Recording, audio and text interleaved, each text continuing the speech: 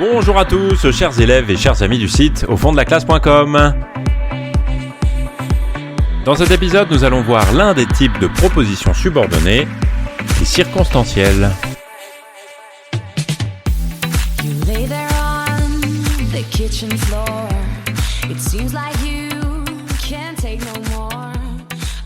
Alors parmi toutes les propositions subordonnées du programme, les relatives, les complétives qu'on a déjà vues dans d'autres épisodes, eh bien les circonstancielles, les dernières qu'on va voir ici, sont vraiment les plus simples et en général, c'est celles qui vous posent le moins de problèmes. En général, elles jouent le rôle de complément de phrase, comme on dit le plus souvent même complément circonstanciel.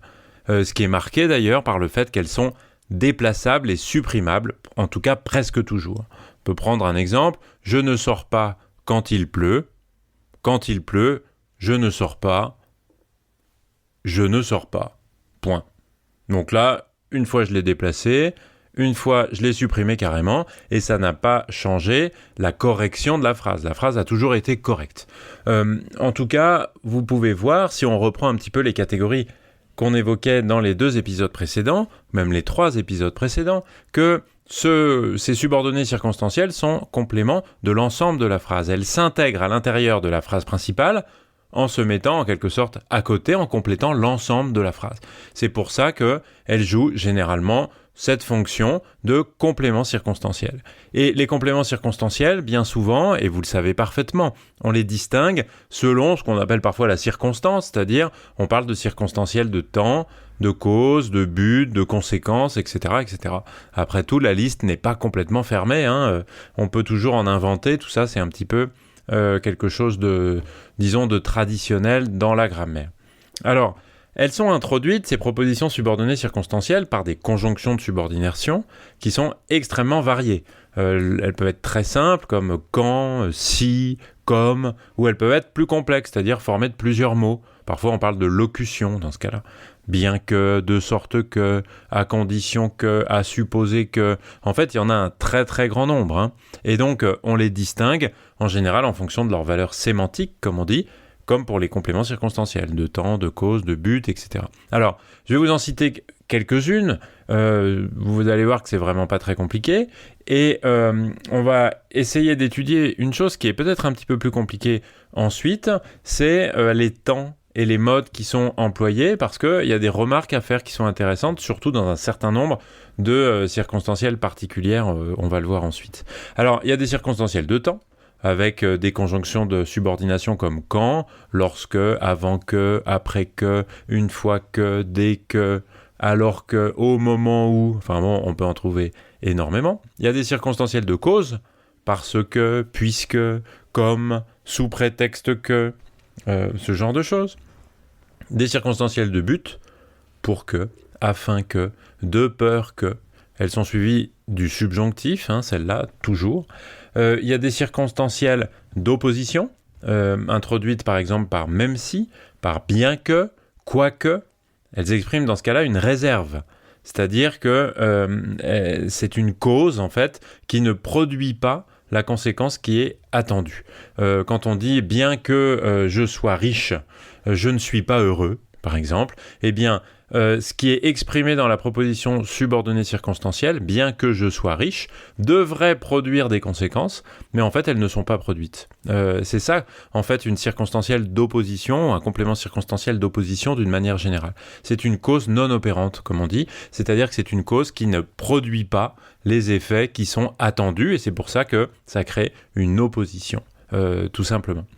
Il y a aussi des propositions circonstancielles de comparaison qui sont introduites par exemple par comme, ainsi que, plutôt que, autant que, et celles-là, elles sont assez simples. Les 2 avec lesquelles je vais terminer, et on pourrait en citer d'autres, et il ne faut pas hésiter à réfléchir par soi-même quand on est face à un exemple, et à chercher à expliquer tout simplement. Mais disons que traditionnellement, on peut en ajouter 2, ce sont les circonstanciels de conséquence, et les circonstanciels de condition. Alors, les propositions subordonnées circonstancielles de conséquence, elles ont quelque chose de spécial. Et c'est pour ça que je terminerai par celle-là, et puis par celles de condition, qui sont aussi un petit peu particulières.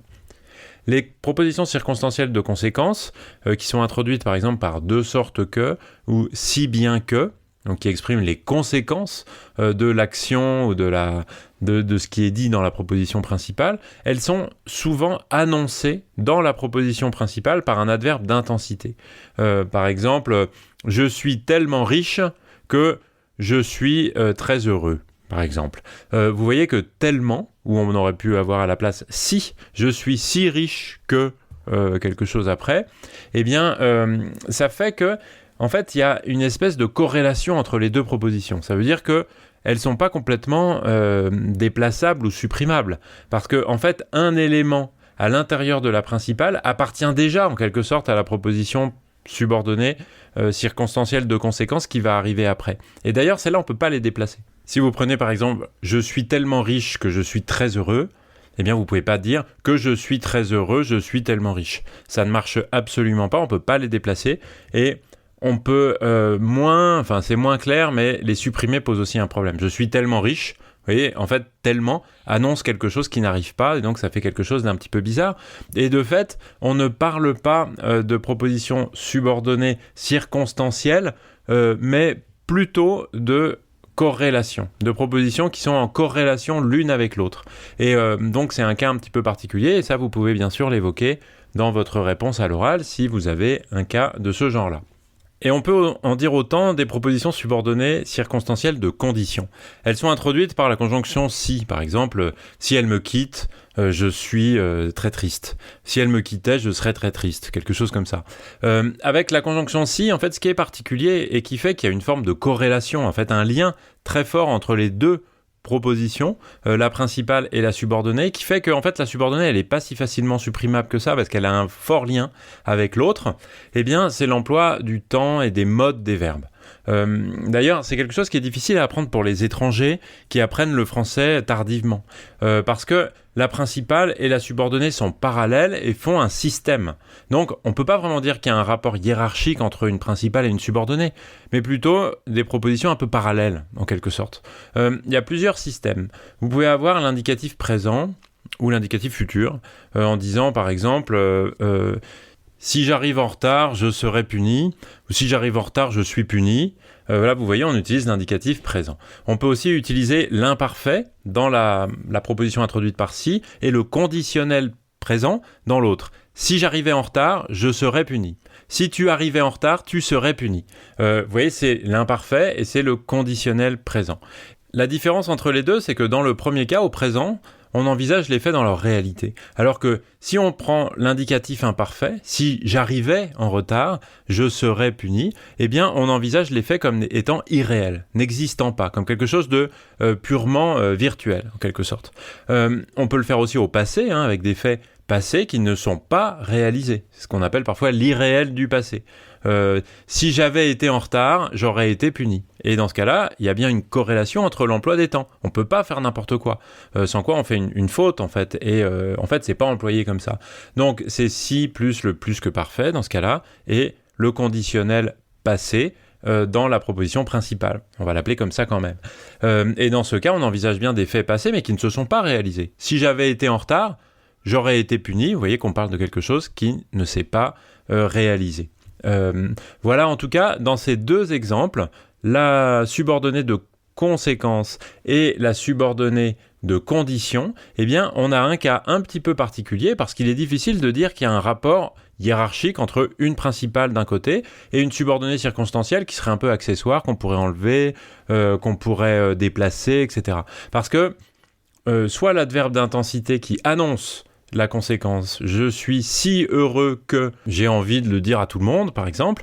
Vous voyez, on ne peut pas changer tout ça. On ne peut pas changer de place, on ne peut pas supprimer parce qu'il y a une corrélation. Et puis c'est la même chose pour les subordonnées de conditions où il y a bien un lien à cause de l'emploi des temps, de l'emploi des modes.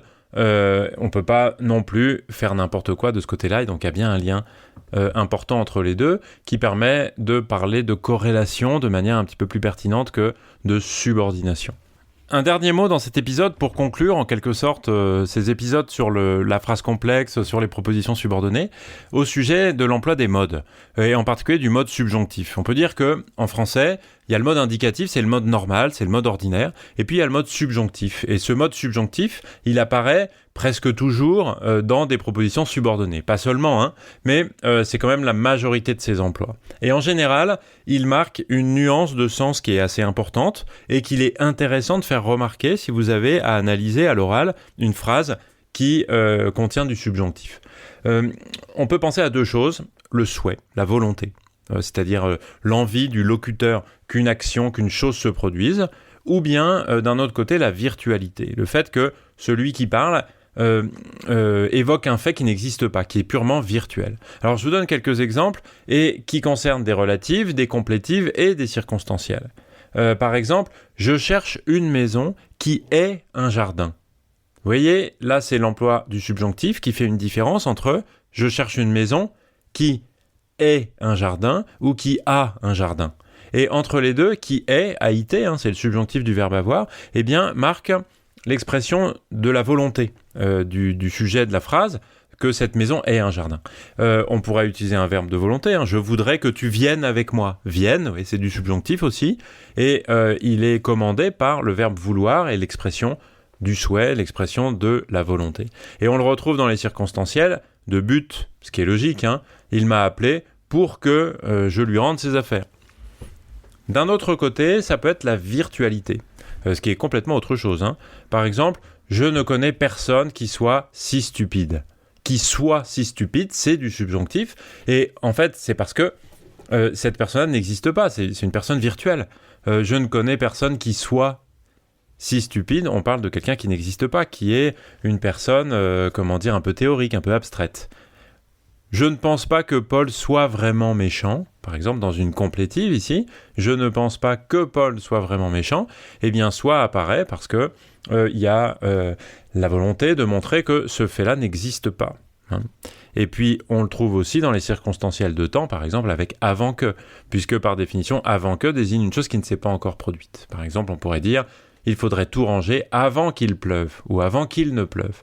Et dans ce cas, eh bien, on emploie aussi le subjonctif pour marquer cette virtualité.